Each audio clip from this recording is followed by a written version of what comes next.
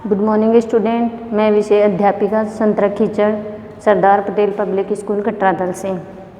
कक्षा सात में अपन ने पहला टॉपिक पढ़ा था संज्ञा, और आज पढ़ेंगे अपन सर्वनाम।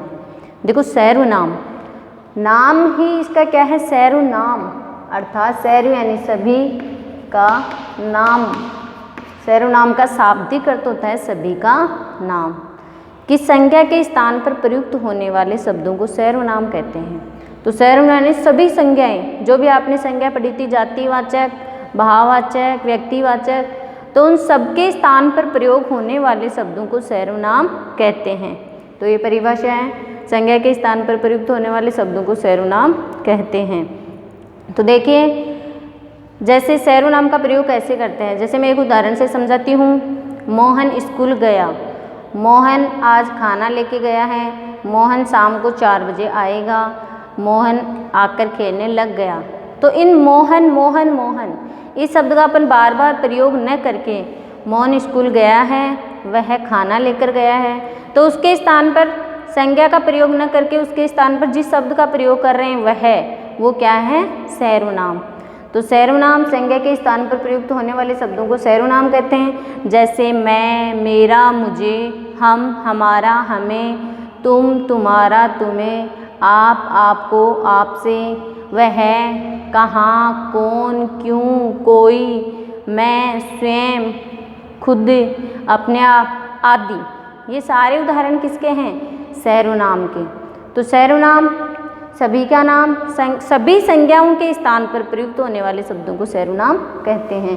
सर्वनाम के भेद देखिए, सर्वनाम के 6 भेद होते हैं। पहला है पुरुषवाचक सर्वनाम, दूसरा है निश्चयवाचक सर्वनाम, तीसरा है अनिश्चयवाचक सर्वनाम, चौथा है प्रश्नवाचक सर्वनाम, पांचवा है संबंधवाचक सर्वनाम, और छठवां है निजवाचक सर्वनाम। तो सबसे पहले अपन देखेंगे पुरुषवाचक सर्वनाम। देखो, पुरुषवाचक सर्वनाम किसे कहते हैं, ये मैंने आपको लिख के दिया, उसकी परिभाषा पढ़ेंगे और उदाहरण समझेंगे। तो पुरुषवाचक सर्वनाम वे शब्द जो बोलने वाले वक्ता और सुनने वाले श्रोता के लिए प्रयोग किए जाते हैं। बोलने वाला वक्ता और सुनने वाला श्रोता या लिखने वाला जिन शब्दों का प्रयोग करता है उन्हें पुरुषवाचक सर्वनाम कहते हैं। तो बोलने वाला क्या क्या कहेगा अपने लिए, मैं, मेरा, मुझे, हम, हमारा, हमें। सुनने वाले को क्या कहेगा, तुम, तुम्हारा, तुम्हें, वह, आप। तो ये सारे क्या हैं, पुरुषवाचक सर्वनाम। पुरुषवाचक सर्वनाम के 3 भेद होते हैं, उत्तम पुरुषवाचक सर्वनाम, मध्यम पुरुषवाचक सर्वनाम और अन्य पुरुषवाचक सर्वनाम। उत्तम पुरुषवाचक सर्वनाम बोलने वाला वक्ता और लिखने वाला जिन शब्दों का प्रयोग करता है। जैसे मैं बोल रही हूँ तो मैं मेरे लिए क्या क्या बोल सकती हूँ, मैं, मुझे, हम, हमारा। तो इनके लिए अपन कौन सा सर्वनाम प्रयोग करेंगे, उत्तम पुरुषवाचक। दूसरा है मध्यम पुरुषवाचक सर्वनाम। तो मध्यम पुरुषवाचक सर्वनाम किसे कहते हैं, सुनने वाले श्रोता के लिए या किसी को पुकारा जाता है, तो जिनके लिए अपन जिस शब्द का प्रयोग करते हैं उन्हें मध्यम पुरुषवाचक कहते हैं। जैसे तुम, किसी को अपन बुलाएंगे तो क्या कहेंगे, तुम, आप, इधर आना। तो अपन किस शब्दों का प्रयोग करेंगे, तुम, तुम्हारा, आप, आपको आदि। फिर तीसरा है अन्य पुरुषवाचक सर्वनाम। तो अन्य पुरुषवाचक सर्वनाम में अपन यानी किसी अन्य व्यक्ति की बात कर रहे हैं, जैसे वह, उसने आदि। तो इसे आप इंग्लिश में भी आप पढ़ते होंगे, जैसे उत्तम पुरुषवाचक फर्स्ट पर्सन, मध्यम पुरुषवाचक सेकंड पर्सन और अन्य पुरुषवाचक थर्ड पर्सन। जैसे फर्स्ट पर्सन में पढ़ते हो आप कि आई, माई, मी। सेकंड पर्सन में आप पढ़ते हो यू, योर, यू, और थर्ड पर्सन में पढ़ते हो आप ही, सी, इट, दे, देयर, देम। तो ये तीनों आप इंग्लिश में भी समझ सकते हो। फिर अपना दूसरा सर्वनाम है निश्चयवाचक सर्वनाम। वे शब्द जो किसी निश्चय व्यक्ति या वस्तु के लिए प्रयोग किए जाते हैं। जैसे निश्चय के कैसे, यह, जैसे किसी पेन के लिए कह रहे हो आप, यह पेन मेरा है। घर के लिए कह रहे हो, वह घर मेरा है। तो निश्चित व्यक्ति या वस्तु के लिए जिस शब्द का प्रयोग किया जाता है उसे निश्चयवाचक सर्वनाम कहते हैं। फिर देखो अनिश्चयवाचक सर्वनाम, जिस किसी निश्चित व्यक्ति या वस्तु के लिए प्रयोग नहीं किया जाता, यानी वो अनिश्चित है, उसे अपन क्या कहेंगे, अनिश्चयवाचक सर्वनाम। जैसे कोई द्वार पे खड़ा है, तो कोई यानी द्वार पे खड़ा है, अब खटखटा रहा है तो कोई द्वार पे खड़ा है, हमें नहीं पता कौन खड़ा है, कोई तो खड़ा है, इसका मतलब ये क्या है, अनिश्चयवाचक।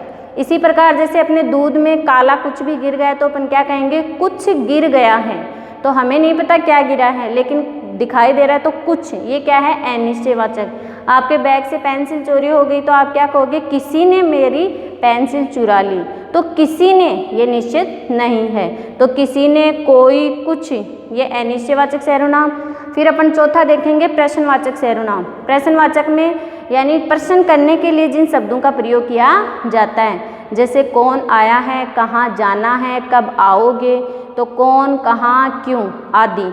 जिस वाक्य में प्रश्नवाचक चिन्ह लगा होता है उन्हें अपन प्रश्नवाचक वाक्य या प्रश्नवाचक सर्वनाम कहते हैं। फिर देखिए संबंधवाचक सर्वनाम। एक संज्ञा सर्वनाम का संबंध जब दूसरी संज्ञा सर्वनाम के साथ होता है तो उसे संबंधवाचक सर्वनाम कहते हैं। जैसे यदि पढ़ते तो अच्छे नंबर आते, तो यदि और तो क्या है, संबंधवाचक सर्वनाम। जितना डालोगे, जितनी चीनी डालोगे उतना ही मीठा होगा, तो जितनी और उतना इन दोनों का क्या है, संबंध है। जो पढ़ेगा सो पास हो जाएगा, तो जो सो, तो ये क्या है, संबंधवाचक सर्वनाम। फिर 6 है अपना निजवाचक सर्वनाम। निज का मतलब स्वयं, खुद, जो खुद, जैसे अपन कहते हैं कि गवर्नमेंट स्कूल है, सरकारी स्कूल है, सरकारी मतलब सभी की, और निजी स्कूल है, जैसे आप निजी स्कूल में पढ़ते हो तो ये क्या है, निजी, यानी किसी विशेष व्यक्ति की, स्वयं की, खुद की। तो इसके लिए अपन जिस सर्वनाम शब्दों का प्रयोग व्यक्ति स्वयं के लिए करता है उन्हें निजवाचक सर्वनाम कहते हैं। जैसे स्वयं, खुद, अपने आप आदि। जैसे आप शब्द है वो मध्यम पुरुष में भी आता है लेकिन निजवाचक में भी, लेकिन निजवाचक में ये स्वयं के लिए प्रयोग किया जाता है और मध्यम पुरुषवाचक में सामने वाले के लिए प्रयोग किया जाता है। तो इसे पढ़ेंगे और अच्छे से याद करेंगे। Thank you.